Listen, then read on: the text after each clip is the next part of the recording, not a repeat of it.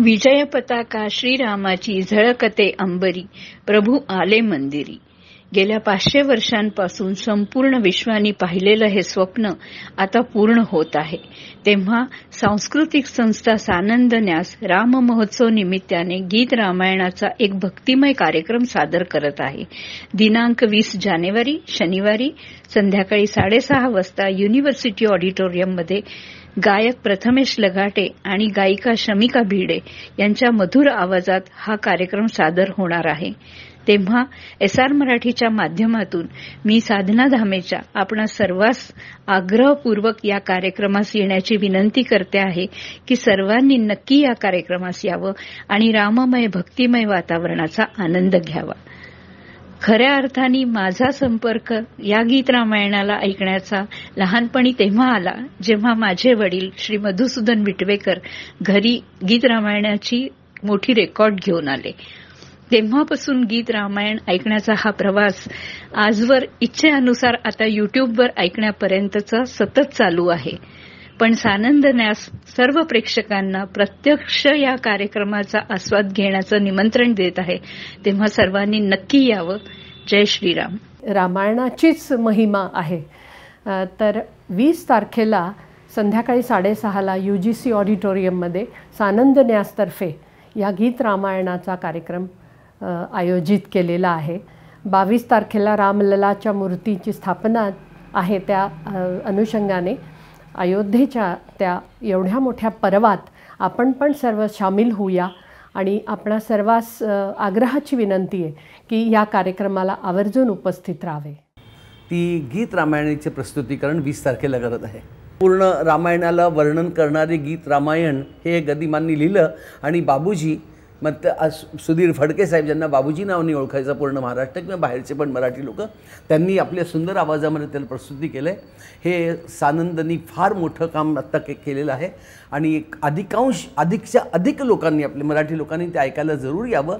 त्याच्या एक एक गाण्याची जी गोडी आहे अविट गोडी आणि त्यांना सांगणारे इतके श्रेष्ठ कलाकार लोक महाराष्ट्रातून येऊन राहिलेत.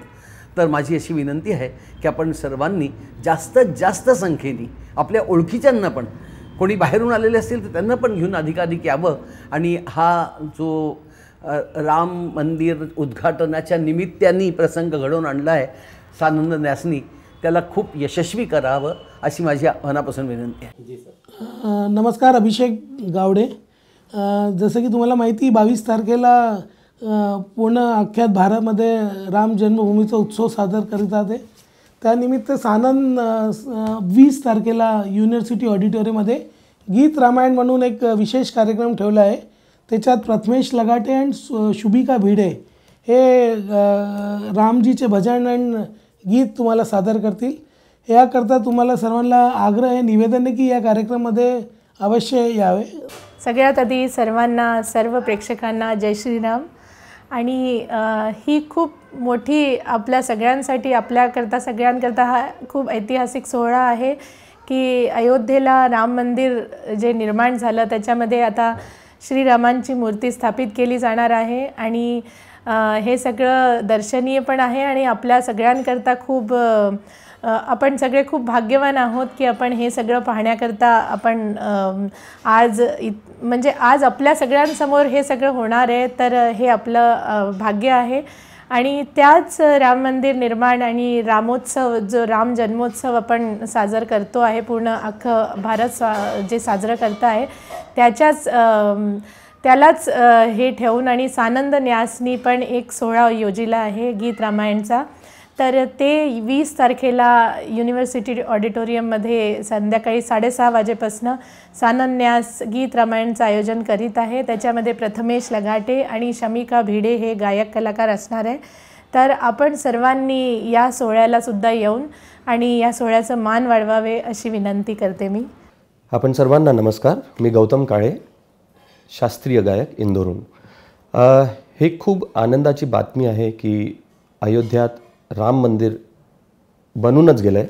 आणखीन त्याच्यात प्रभू श्रीराम तिथे त्यांची प्राणप्रतिष्ठा वगैरे सगळं होणार आहेत. याच्यात आमच्या खूपच आपली संस्था ही म्हणायला काही हरकत नाही की सानंद ज्यांनी खूप आजपर्यंत खूप सुंदर कार्यक्रम आयोजित केलेले आहे. आणखीन आता अयोध्या राम मंदिर आनंदोत्सव हे आयोजित करत आहे.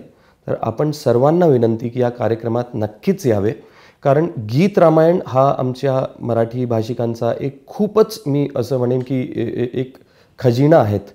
आणि हे ऐकायला आपण सर्वांनी तिथे जायलाच हवं, जाऊन आणि त्या कार्यक्रमाला ऐकायलाच हवं आणि तिथे या एक आनंदोत्सवात आपली सगळ्यांची भागीदारी व्हावी. तर मी आपण सर्वांना खूप आग्रहाची विनंती करतो की 20 तारखेला युनिव्हर्सिटी ऑडिटोरियममध्ये गीत रामायण ऐकायला आपण सर्व तिथे भेटूया.